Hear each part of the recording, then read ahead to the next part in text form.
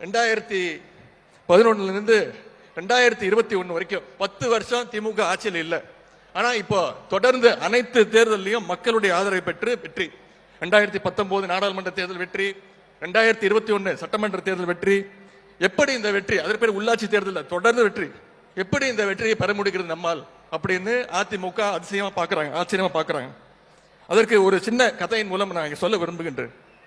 ஒரு ஊர்ல ஒரு சின்ன பையன் இருந்தான். அவனுக்கு ரன்னிங் ரேஸ், ஓட்ட பந்தயத்தில் அவனுக்கு ரொம்ப ஆர்வம்.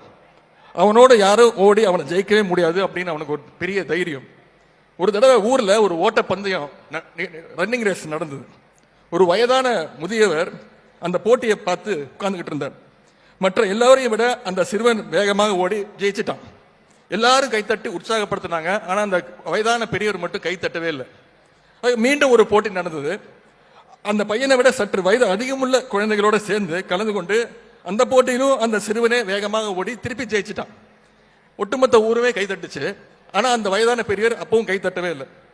அப்போ அந்த முதியவர்கிட்ட போய் அந்த சின்ன பையன் கேட்கிறான், நான் தான் ஒரு வாட்டி ஜெயிச்சிட்டு இருக்கிறேன், எல்லாரும் கைத்தட்டுறாங்க, நீங்க மட்டும் ஏன் கைத்தட்ட மாட்டீங்கன்னு அந்த பெரியவர்கிட்ட கேட்கிறார்.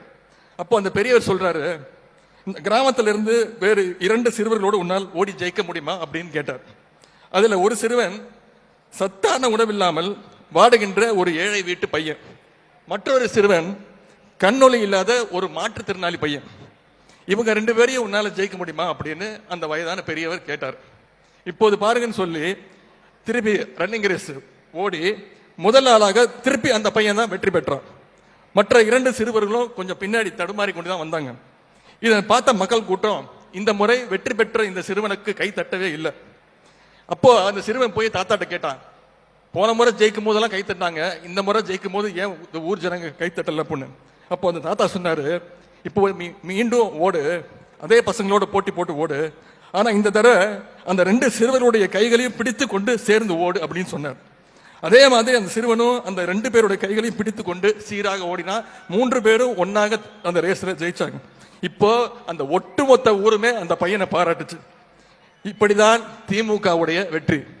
யார் யாரெல்லாம் உரிமைகள் மறுக்கப்பட்டு இருக்கிறார்களோ அவர்களோடு கைகோர்த்து கொண்டு நாங்கள் ஓடிக்கொண்டிருக்கிறோம்.